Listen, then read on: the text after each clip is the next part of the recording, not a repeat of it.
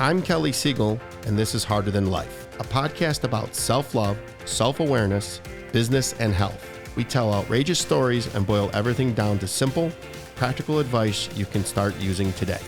Let's get living. Today's episode is extra special to me because this lady runs Variety Detroit, one of the charities that National Technology Management supports and will be the beneficiary of the Harder Than Life proceeds.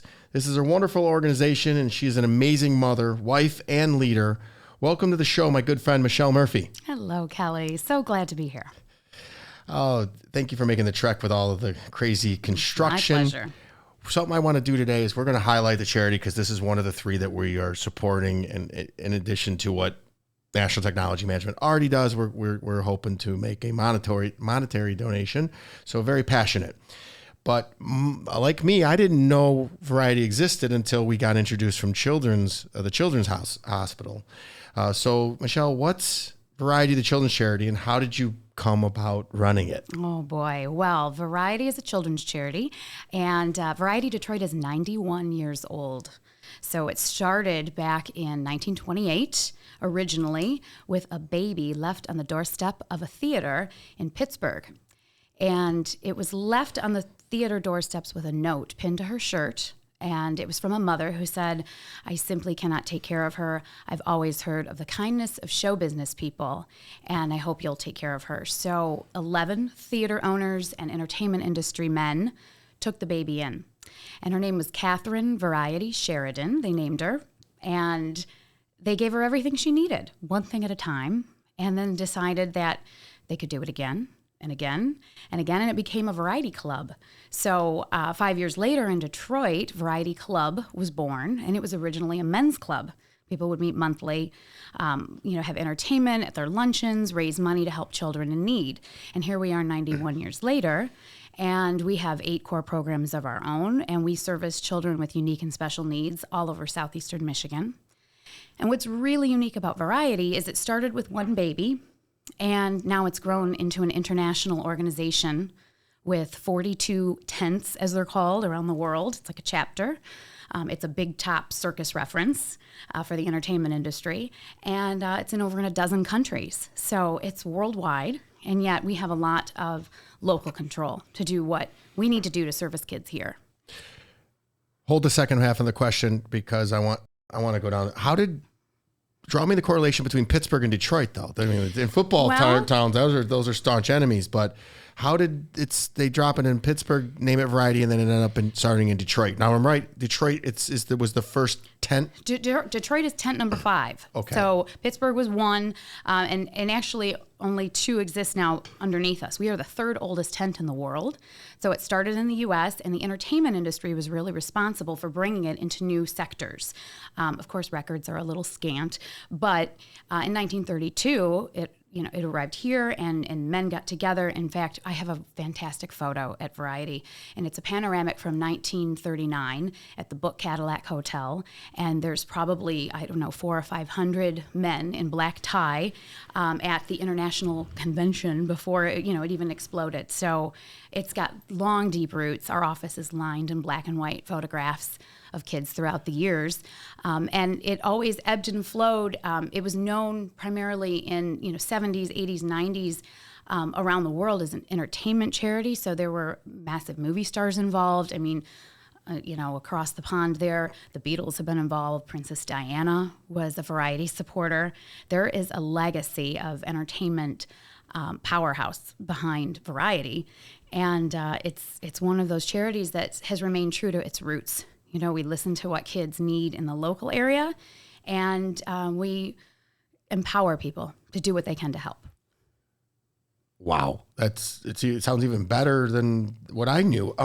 Before we get into how you became a part of it, what are the 8 core programs? Oh, there's everything from serving children with special needs. So it's cognitive disability, physical disability, kids who are under-resourced, kids living in disadvantaged communities.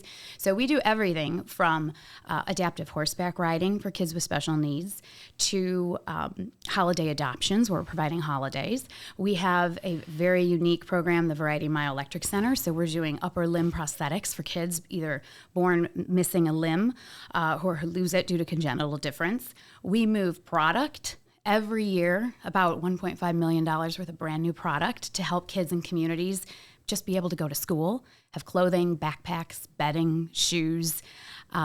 We are just embarking on a new mental health initiative. So what's really interesting about Variety is that we really listen to what the local need is. And while we're international and we have that backing and that story and that credibility, we're able to address needs without a lot of the red tape that you find in really large international organizations. If we hear kids are hungry, we can feed them. If we hear they need limbs, we can build them an arm. So it's really unique in that way. You say mental health. Is it this? Andrew Stein was recently on from the Children's Foundation. They're part of a mental health at the Troy. Yes, the Addiction Recovery Center. Yes. It's not part of what we do, but we're well aware of the program, and we've kind of learned about it throughout. We went to a fundraiser with Jamie Daniels Foundation, which I know you know of. Yes. So we're all very partnered together. However, for our mental health initiative, it's called Being You, Being Strong, and we actually partner with Alliance of Coalitions for Healthy Communities. It's a wonderful coalition nonprofit who delivers content, and they've developed a program based on 3rd through 5th grade in Oakland County schools to talk about healthy coping strategies, how I identify feelings, some of those uncomfortable feelings that kids might have at grades 3, 4, 5, and how to healthily deal with those. So it's a prevention program, and it just launched about 2 months ago. So we're excited to see it roll out into the fall and into the next academic year. Well, I have uncomfortable feelings. Can I go see? You can. We help everybody. I think everybody needs to, we need to talk to our children about emotions way sooner than we do. Absolutely. They don't know what to do with them, and they don't know what's normal, what's not normal. And feeling uncomfortable is normal. Right. And we need to understand that. I mean, I'm uncomfortable 3/4 of my day, but I just don't channel it in toxic behavior. So you're amazing. I want to know, how did you become part of this? Because you were a school teacher or something? I was, yes. I went to Michigan State University and always knew I wanted to teach high school. And I spent several years teaching freshman English. It's a wonderful age. And I enjoyed it. I loved working with kids. I found my way to Variety. In 2006, our first child was born, and she was born unexpectedly missing her left arm just below the elbow. And when that happened, we were looking for support, and we were told over and over by various physicians, there's really nothing to do. Kids don't know how to use prosthetics. She'll never miss it. And we thought, well, there has to be something. So we started digging and digging. And back in 2006, the internet wasn't quite as fruitful as it is today when you search for something. So 17 pages in, I had found an article about Variety giving limbs to children. And just coincidentally, in a strange full circle moment, I had worked in high school for a past president of Variety. Her name is Felicia Palazzolo Shaw, and she owned Nino Salon at Somerset. I worked at her front desk. I was 17, and I knew she was the president of Variety at the time, but I never knew what Variety did because I was 17 and didn't think to ask. I was answering phones and booking appointments.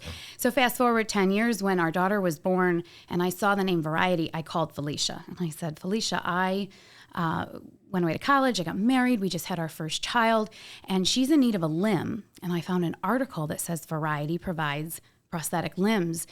Is that your Variety? And she said, yeah, that's us.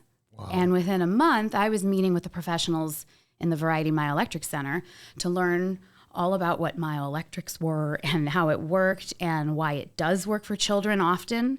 And within a couple of months, our daughter had her first limb. So it was a very organic entry into the Variety world. I was the mother. I just want to stop you right there. What was it? Myoelectric? What does that mean? So myoelectric is a term for an electronic limb. So it's got electrodes that pick up a signal in the arm. So yours or mine will send a signal to our hand to open. And in the case of a limb difference, they don't have that extension to open, but that muscle is still there. So the prosthetist and the physician and the therapist find where those points of contact are, put the electrodes there, and when that signal goes, that hand will open and close. And so it's got motors. It's a painless process. I mean, it's kind of like when you go to the dentist and you have a retainer made. They mold. It doesn't hurt. If it fits well, it stays on until you want it to come off. Same thing with a limb. Our prosthetist out of Hanger Clinic, Livonia, does an absolute fantastic job fitting the children, dealing with their nerves. It's a new process, but it's a painless process, and building the limb, which then they can use to open and close. I mean, as a 5-year-old, they're opening their fruit snacks, they're tying their shoes on time. In some cases, they're hanging from monkey bars. I mean, it had to be pretty life-changing for her. Absolutely. And then you guys, I mean. Absolutely. It's life-changing. And that's actually one of Variety's taglines, is life-changing. And I always tell people that is not a tagline, a byline. It's the mission. It's the method. It's life-changing. Because when you give a child a limb early, it's often like learning a foreign language. If you learn it before you're 5, you're pretty fluent. So when you give an infant, a 12-month-old, an 18-month-old, a prosthetic limb, they often take to it very well, and it just becomes a natural part of who they are, and they're able to do all sorts of things. And is that how old she was? Yeah, she was 7 months when she was first fit, and then she received her first myoelectric at about 16 months. Once they're walking is typically when you introduce a myoelectric limb. And it's pretty amazing what milestones are met right on time. But it's an unparalleled program. We cannot find anywhere else that does what we do, because we'll say yes and give you a limb, and then 18 to 24 months later, that child continues to grow. That's what I was going to say. Right? It's like outgrowing your shoes. They outgrow their limbs. So when we say yes, we're saying yes every 2 years, and we're building limb after limb after limb. And there's zero cost out of pocket for the children. For right? most of the families, it's a 0%. In some cases, there's a very low family contribution. But in many cases, a lot of insurance policies do not cover upper limb myoelectrics for children, because they know they're going to grow, they're going to need replacing. Sometimes they'll get what's called a cable arm, and they'll have to actually shrug shoulders to get the arm to move. But with these motors and that technology, it can open and close pretty seamlessly. I mean, we plug in our cell phones at the end of the night, and we plug in our myoelectric limb. So it's very unique. So Variety covers the cost of everything above and beyond what insurance covers, and then all the therapy. All the children see the program therapist, and he's available in 3 different sites, in Grosse Pointe, in Royal Oak, and in Macomb. And this is all through Corewell Health. We have a phenomenal relationship with Corewell, because we've had the program at Variety since 1981. So for 4 decades, we've been doing this. And we just can't find anywhere else that gives limb over limb in this way, provides the componentry, the cost, the therapy. And what's super unique is that we have a limb bank. So if the kids outgrow a limb and any of those parts cannot be used again for their next limb, those are donated back to the program. And we have this collection of parts that only a prosthetist would know what to do with, but we can use those to build new limbs for kids who perhaps have zero insurance, very low insurance, to keep program costs down. So it's an extremely cohesive program with a fabulous physician at the helm, Dr. Edward Dabrowski, who is just absolutely fantastic.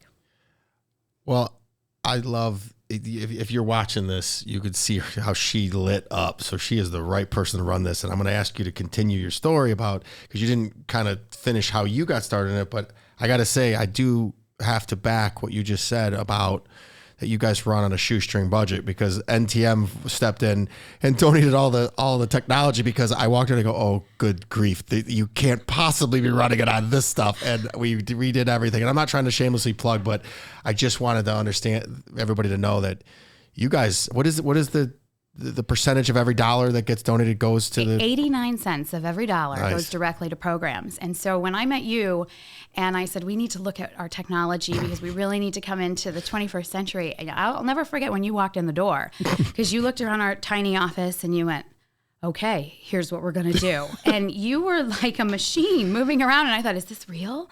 And it has revolutionized how we keep our records and access and, everything from safety and security and tech support. So what National Technology Management has done has allowed us to do our jobs much easier, more efficiently, and stay connected. So we owe you a debt of gratitude. Well, little did you know that was what was setting up this harder than life. I didn't know it either. That's what, I grew up so poor, and so this is the least I can do. And we're going to do this times 3. So we do so much, Kelly. I love doing to me, that's the easy stuff. It's the the donating the time when I bring the team over to lift food. That was so much fun, moving all the food that you guys have. And, and I always ask, we're big guys, and I a bunch of IT guys. I said, let me know what you need if it's mussels, and I'll bring the whole team over. And we have, and it's been wonderful. Blast. Well, you always answer the phone. There are certain people that I know when I call, they answer the phone. And I love that, because you always say, what do you need? What can I do? I want to help. And those are like the best sentences any nonprofit could ever hear. So thank you for always answering the call in so many ways. That's the first time I think I've done a lot of therapy lately. It's the first time I ever received that. So I received that. Every time you thank me, I just don't even think about it, but I just thought about like all that we do, and I'm proud, and that's why I have you on here, because we want to talk about. So complete this circle. How did you reach out to this lady? You get this arm for your daughter. How the heck did you come about running it? So, by the time our daughter was 2, I was invited to speak at the Variety annual meeting, which is held once a year with board of directors, past presidents, large donors, to share what that gift meant to our family. So I came, and I was nervous to tell our story, and I shared. And I remember that as I finished sharing that story, everybody just exuded a warmth and a genuine concern and a support. And when it was over, I said to my husband, that is a room of very special people. I said, they have no idea what they've done. Because as the mother of a child, you're able to see every milestone. I saw the first opening of the fruit snacks. I saw the first tying of the shoes. I saw the very first raising of the bottle with 2 hands. And I wanted them to know what a life-changing difference it was. So I was just granted this incredible opportunity to share a story. And then I learned that it's this amazing group of people, and they do so much more than the My Electric program, but that was just my entry. So I said, what can I do to help? And, I started doing simple things, selling advertisements for program books for fundraisers, and working on certain charity fundraisers. I remember bringing my kids to the office and giving them Legos to play with, hoping they'd be quiet so I could help in some way. And then organically, it evolved from there. And I joined staff in 2015. And was lucky enough to be mentored by an executive director, Jenny Cassio, who had been there for 25 years. And she poured all this knowledge and history and relationships and who and what into my head. And then in 2018, moved into the role as executive director. And I'm just very fortunate to be able to give another family what we received with the help of so many amazing people. I mean, I am just one little piece of a cog that is churning at full speed all the time. It takes an incredible amount of people to raise that kind of awareness, that enthusiasm, and we just are so lucky to have a gigantic, wonderful board of directors who volunteers, boots on the ground, ideas, connections, and past presidents that stick around. I mean, we're very unique in that we hold on to people. And we hope they become part of that fabric for a very long time, and they do. They're wonderful. Their leadership is invaluable. Well, you're remarkable. I've since I met you and started getting involved in helping you, we make sure that I'm at every party, and you're running around with your hair on fire, and it's always a fun event, and it's always first class. So any of these events I try to share on my social media. And I invite everybody to come. It is fantastic. I enjoy every one of them. I meet some amazing people. We love having you there. We love to throw a good fundraiser, and all sorts of different kinds. There's something for everybody. And right? One of these times I want to be the MC, because you put a mic in my hand and I'm freaking right. I'm going to say I've actually got better. I know what to say, what not to say anymore. Is this what you were put on this earth to do? Me, I don't know. I think we all are placed in positions of opportunity. I think conflict and challenge breeds opportunity, and you just have to know to keep going.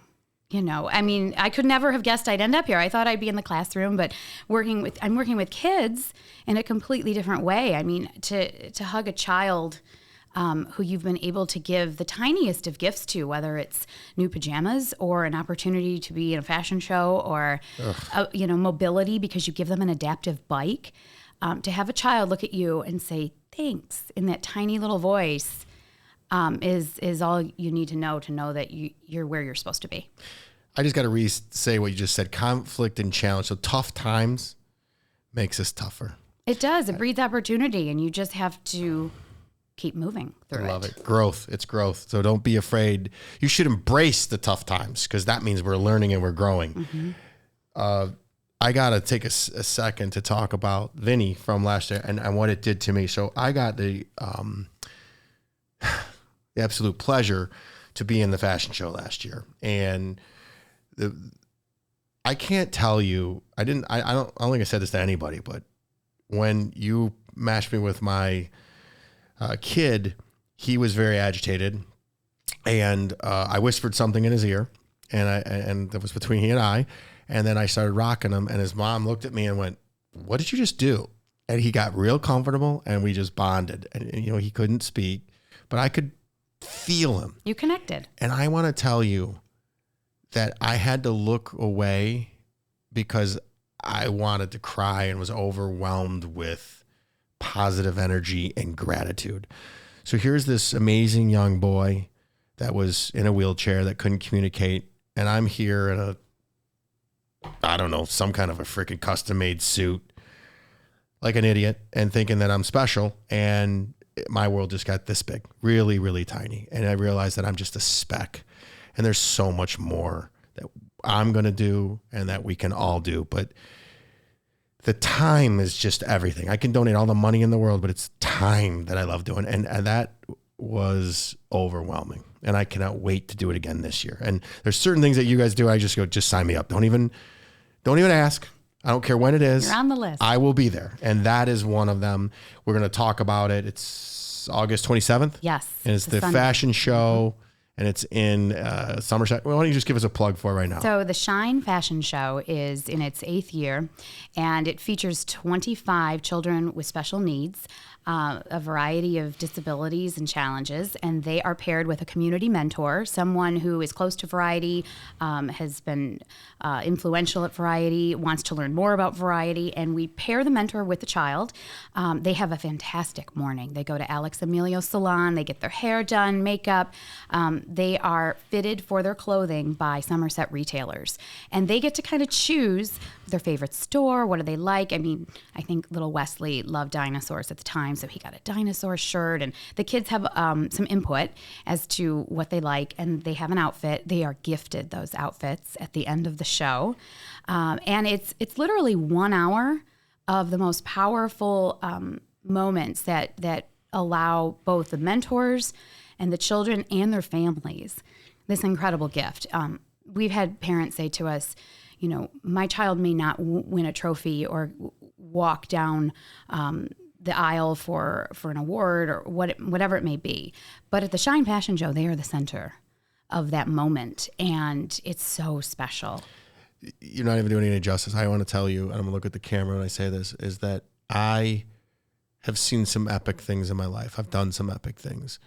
I've seen sunsets in faraway places. I've partied with celebrities. There was nothing that touched my soul. And I'm like tearing up thinking about it right now, than doing that. And it was overwhelming. And I don't get overwhelmed. My heart, if you would have had a heart monitor on me, and you know me, I don't mind being in front of a stage. I was nervous. And I was just walking with a young man pushing a wheelchair. Ugh. Well, I'll give you one more nugget. When I talked to Vinny's mother this year, he's unable to be in the show. He's having some surgery.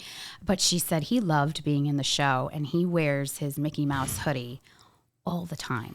So, what it means to the kids, the parents, it's just kind of, it's special. It's something unique, and the money that is raised that day goes to support the Variety 4-H horseback riding program and also FAR Therapeutic Arts and Recreation and their Making Music program. So we are helping to support therapeutic healing programs for kids with just that 1 hour of support. So we hope everybody joins us. Some of their personalities are so... Oh my gosh. It's just infectious. It is. How many I would imagine that Variety has national, maybe even local. Mm-hmm. How many children have they assisted? Well, typically, we serve approximately 20,000 children annually. And these Is that programs, per tent? This is for Detroit, just Detroit specifically. Wow. Every variety tent is a little bit different. They're all rooted deeply in mobility. So the vast majority of varieties have a bike program, and we do too. We do both traditional bikes and adaptive bikes for kids with special needs all throughout the year. But our programs also include a program called Kids in Distress Situations, where the acronym is KIDS, KIDS. And we have a partnership with an agency who literally sends us brand new product all year long. And I might get a truckload of pajamas or books or backpacks or whatever it may be. And we partner with about 35 different not-for-profits and social service agencies in Metro Detroit. And when I know what's coming, we can call those agencies and say, I have this, and I know you service this. And we move that product through to get into the hands of children. I mean, we can talk about kids going to school and learning and all of this, but if you don't have clothes to go to school in, it becomes hard to focus on learning. So we try to get this product out quickly: bedding, shoes, clothing, winter coats. And annually, it's somewhere between $1.25 and $1.5 million worth of product. And it's brand new. This is not used. This is not defective product. This is brand new.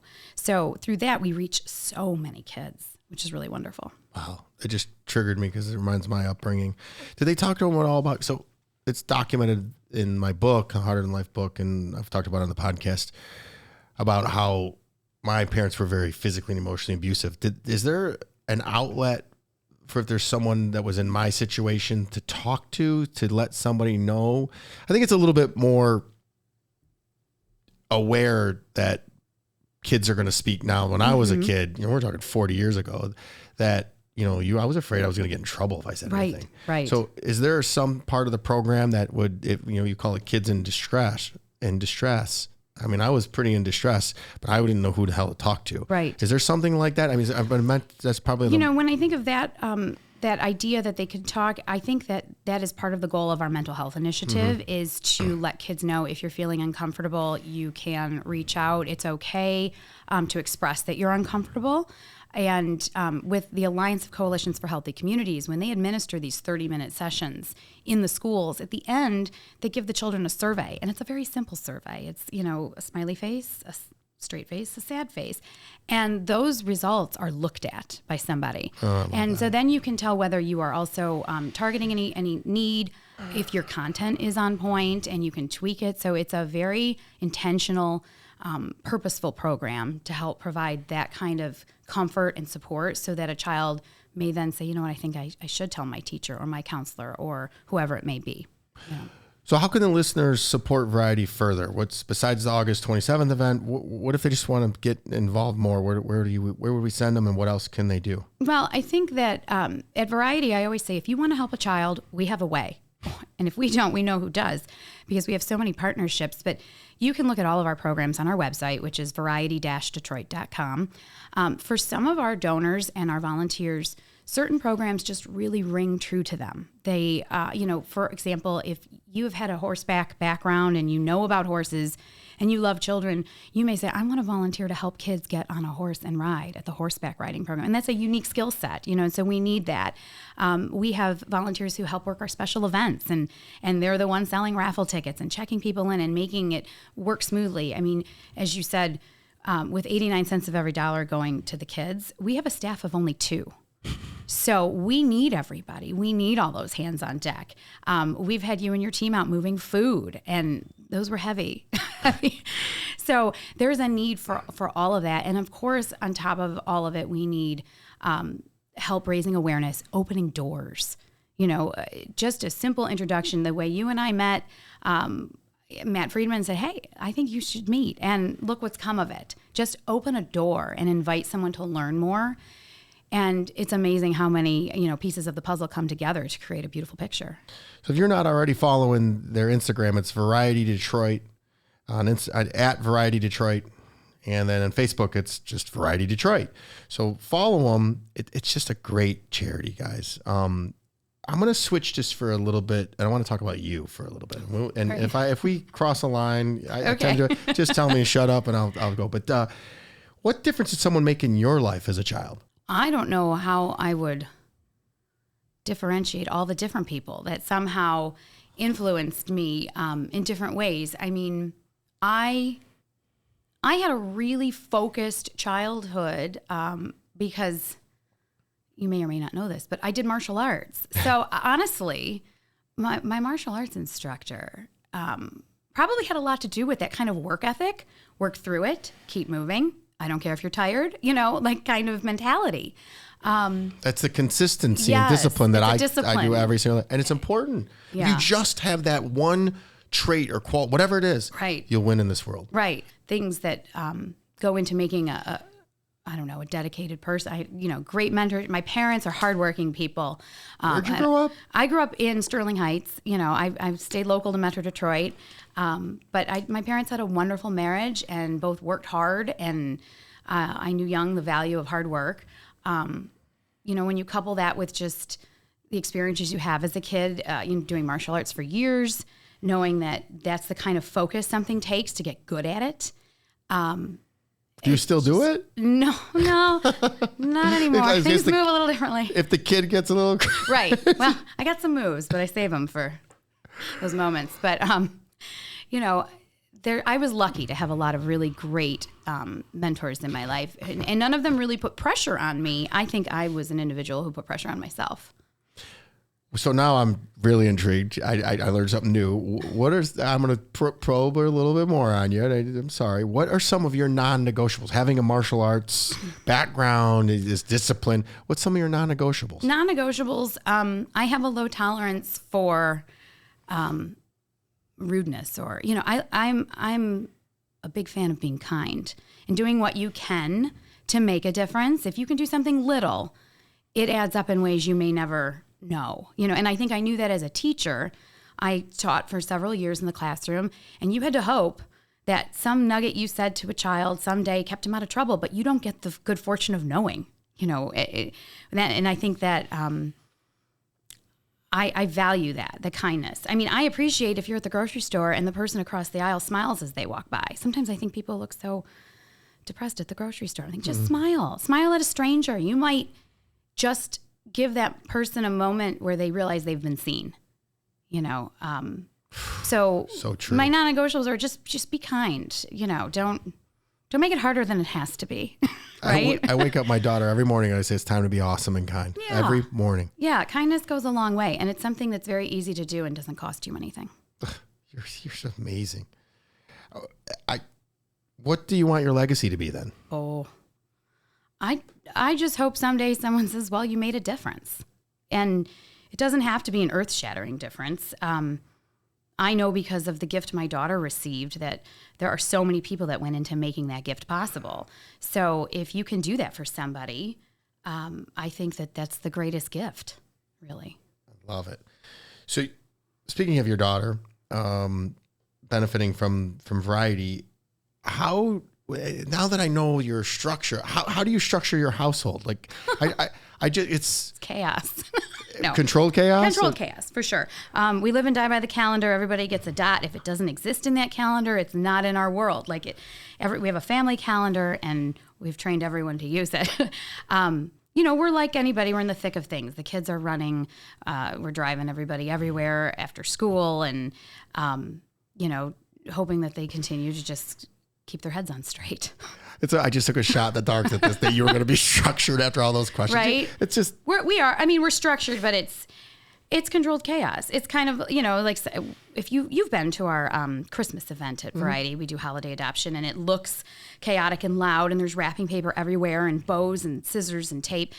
But at the end of the day, there's hundreds and hundreds of wrapped presents for kids, and that's kind of how my household is. It might look like there's a lot going on, but at the end of the day, people are getting to school, getting it done, starting over and doing it again. And it's a shameless plug because I do that every year. We adopt a family, and my daughter and I go every year, and we wrap and we hang out and we talk to people. And I brought more people last year. And that's if you choose one thing, do that, because it is fun and it's the holiday time, and it affects a family that when you get the list of what they ask for, you just can't help but what else can I get them? So true. Because people are asking for the smallest of things. Give me a coat. Right. Basics. You don't have the basics. Right. It's so true. So and that program is the one program that your children can get involved in at a very early age and learn from. And so many of our donors will bring their kids. I always say, please bring your kids. We have a balloon twister there, and we put all the kids on the centers of the tables because we have these gigantic wrapping tables courtesy of Pro Rug. Thank you, John. And that's how kids learn. You know, you can give and you can do, but if your kids don't see it, they don't magically do it when they're adults. So bringing, you know, your daughter's been there and she understands it. And we have this amazing toy table, and the kids can go up to the toy table and say, well, I have an 8-year-old girl that I'm shopping for, and they can pick things for that child. And for many of them, that's a hard thing for them to do. They see it, they want it, and they go, no, I'm going to get, okay. And they learn that to give makes somebody else happy. And in return, you can feel pretty happy about that. Yes. So we want kids there because kids, they need to see charity to do charity and to be that next generation that's going to say, what can I do to help? That's another nugget. They, you know, the kids follow us. So you're just full of good plans and structure. All we have to do is give my daughter treats. But we take it a step further. We make it a whole thing. Yeah. When we go shopping, so we do it all together. Mm-hmm. We don't separate. We go through when we get the baskets, and we go to Target or we go to Myers or we go to wherever we have to go, and we knock it out, and we do it in one day. And that's how it's supposed to be. We love that. We love that. Like the fact that the kids are out there doing it with you and learning about it and thinking about it and making thoughtful choices. And it's funny what kids will say, you know, you'll buy toys, but then they'll say, well, maybe we should get them pajamas and a blanket and coat and hat. And kids will go overboard. Yeah. Oh, I mean, you got to tell them like, okay. One year, I think we got them. We went and did. You did big gifts. I remember. It's just. I remember. You know what? I grew up when I was those kids. I didn't know where the food was coming from. I didn't know, and it's just the least I can do. It's the least. And you know, you nailed it right on the head. My daughter knows she's never going to experience what I did, but she's also going to pay it forward. So that's so important, and it's good for you to recognize that and to bring her along because it'll shape who she is and how she helps in the future. Your mouth to God's ears. So we're still talking about structure, and I'm still down the rabbit hole of Michelle. Okay. So I just want to know since you're such a structured person and I want people to learn from you, what's the first thing you do in the morning? Coffee. The pot is set to go off at 5:15 so that when I stumble out at 5:25, there is a cup ready because I don't even want to press the button and wait for the cup. Like you're an coffee. Early riser. Yeah, we're moving. Everybody's up and at 'em by 5:30. My son's a little later, 6. Wow. But, you know, high school starts early. The kids are... Well, my daughter's in 8th grade. She'll be in 9th grade next year, but I think it doesn't start that early around us. It's 8 o'clock. Ooh, that's really nice. Oh, she sleeps every last minute. She needs every ounce of beauty sleep. She thinks she's fooling me. She has her phone, and she's on her phone. And I used to take it away from her, and I just said, listen, you're now getting to the age where I'm not a hover parent. You're now at the age where you have to suffer the consequences, both good and bad, of your choices. You're going to be tired. So if you're going to be tired, it's your problem. Right. And it's so funny because she goes on the weekends that we have to come and do the charity with you. I have to pick her up from her mom's, and I say, now we have responsibilities. Don't get exhausted. Right. Be ready. And sometimes she's exhausted, and we have a deal now. I buy everything, I bring everything, I do, and she wraps. That's good. That's a pretty good gig. I mean, I'm the wrapping is a tough job. So. The wrapping is a tough job. So coffee it is. You live off of coffee. That's what I do. Mm-hmm. Define success for me. Success is knowing you've done what you can and accepting that good or bad, that's what you could do. The best you can do is the best you can do. Sometimes you're going to nail it and sometimes you're not. But if you were thoughtful and you tried and you learned from it, I mean, my daughter plays tennis and I say, you win or you learn. So what did you learn if you didn't win? So you win either way, as long as you think about it and you put some effort into it and you learned from it, then it was successful. I am so lucky to be in this situation to be able to interview people like you. It is, I don't know. You are so much depth to you. And I knew it. I wanted it to be about variety, but you're amazing. Well, I've had a lot of people around me that have, shared all this with me. So I had another question because we've interacted a lot. I've never, ever seen you down, and I know you are. I know it happens. We're human. So when you are down, what do you think of that makes you smile? That's a good question. When I'm down, I'm usually frustrated. Like if I'm down about something, I'm frustrated about something. And frustration usually spurs me toward wanting to fix it in some way. So if I can't fix it, I clean.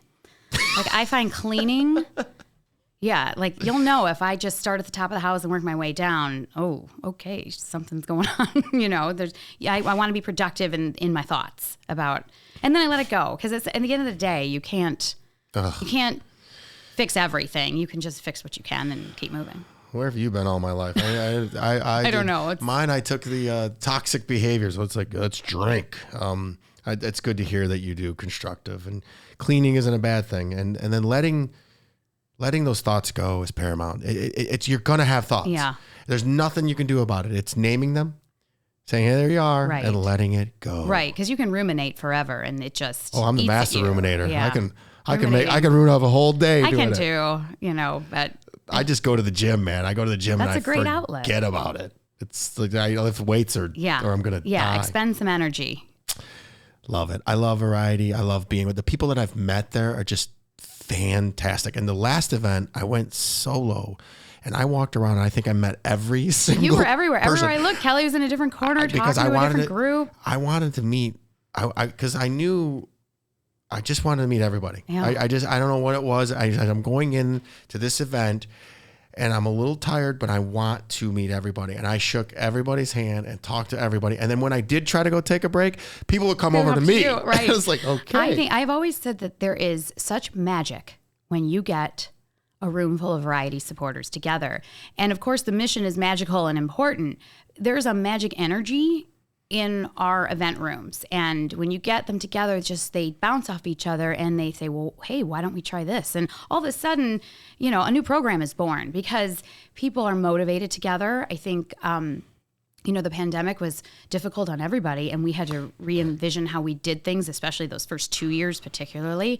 But when we would bring them together as we could, if it was outdoors or as we started to come together more, it felt so good to be back together because it is a group of very dedicated people. For so many of our supporters, we may be their charity of choice.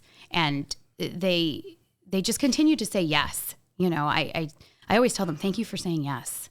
Well, you're my charity of choice and I enjoy it and you make it very enjoyable and I love being a part of it. And honestly, I keep telling you, give me more things to do. I want to do more. Careful. No. You know what?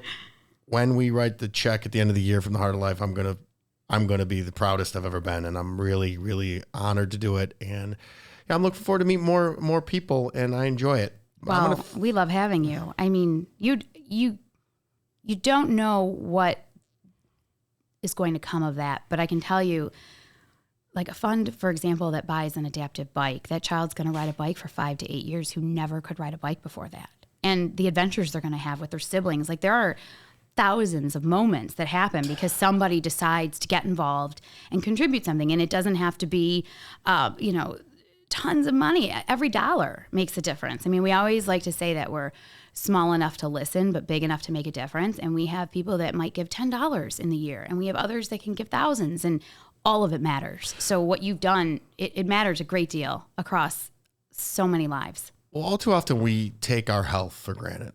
And being there reminds me that we're all mortal. And I might be in great shape, but you never know. And it just feels good. I'm a servant leader. I want to give more than I receive.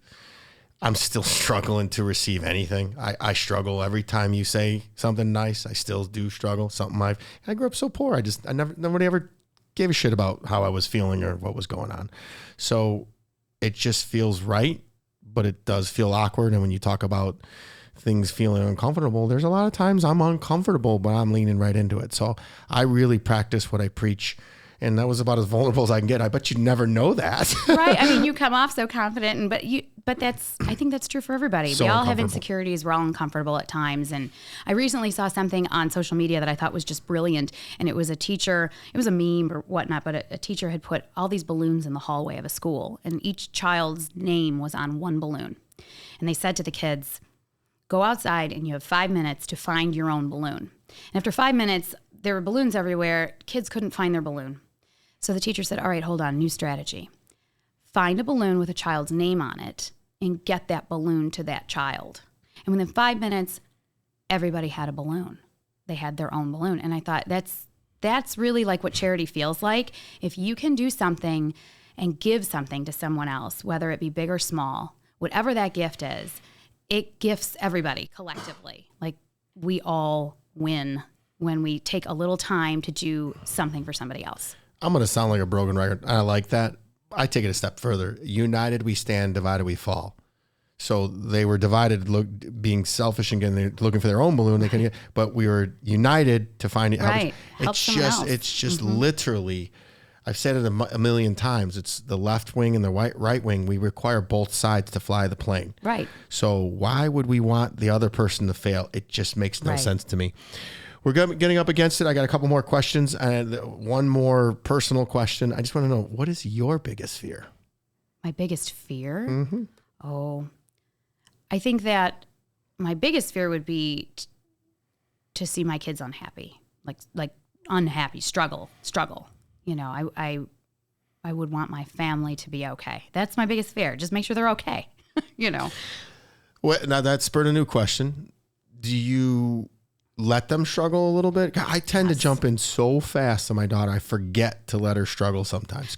This I learned at Michigan State in my education classes. Let them struggle a little. Let them struggle to find the right words, to talk to their own teacher, it's so tempting to say, well, just write this and say this and I'll take care of it for you. Let them be uncomfortable. Like it's like when I was teaching, you'd ask a question and nobody would say anything. So you would feel compelled to fill the gap as the teacher. But the silence and that uncomfortable moment is where they really start thinking, and finally someone speaks. And I think with kids, it's the same way. I want them to problem solve. I'll give them guidance, and I'll tell them, well, you better think about this. But I want you to write that message. I want you to have that conversation. I want you to problem solve, because I won't be there to do it all the time, So the same thing that we just put out all the patio furniture this weekend, and my daughter was helping me, and I was like, Ari, I'm not always going to be around to help you. I'm going to say this is society. It's not just children that are soft. It is a lot of society right now. Given the slightest touch of adversity, they just give up. Right. And it's okay to be be comfortable getting uncomfortable. Like it's okay to be uncomfortable and to struggle. You just keep moving. I take it a step further, man. I don't even start till things get difficult. Yeah. And that's when I'm like, okay, I'm the wolf. Call the wolf in and let's get it fixed. You've seen me at work. Impossible only describes the degree of difficulty, and that's when I get going. Is there something I haven't asked you today that you feel compelled to share? Well, just how I think when you have those feelings of anxiety, or you're down, or you don't know what to do, I have learned that in the nonprofit world, there's just a great deal to dive into that makes you feel better. When the pandemic happened and we were immediately at home, the phone was ringing off the hook with families calling and saying, the therapy center closed, the school closed, my child with special needs can't ride a bike. And the only safe place for them to go is outside right now. Like we're in this pandemic, right? And they see their siblings riding and they're stuck in the house. How do I get an adaptive bike? We did so many adaptive bikes in that first 12 months for kids because they didn't have access suddenly. I had no voice at the end of every day because I was on the phone all day, every day with people needing things, sudden needs. And I realized that in the scariness of what was going on, and we didn't know much at the time, and it was just a very uncertain time for all of us, that grounded me. To be able to do something good made me feel a little less scared about what was going on in the world. And, the world can be a scary place. So I think if people are uncomfortable, they're struggling, do something good for someone else, and you just instinctively feel better. Well said. I will tell you, there's three things. They'll tell you in personal development, if you're feeling sad, express gratitude, be present. And the third one that's never talked about is do something for somebody else. Right. When you're doing that, it is physically impossible to feel sad. I know. So it's true. Literally, that's why I love coming to the events. That's why I love giving back. And again, I ask you, challenge me more. You're remarkable. Variety Detroit. Everything will be in the show notes. Get involved. Don't forget about August 27th, the fashion show. This should air right before then. Go to the website, variety-detroit.com. And I want to remind everybody that, as she so elegantly said, each and every episode is sponsored by National Technology Management, the easiest and best IT company to do business with, delivering peace of mind with technology every day. Visit trustntm.com for more info. Until next week, be harder than life. Thank you for listening. Please rate and subscribe to Harder Than Life, and let's take this to the next level. Get connected at the links below.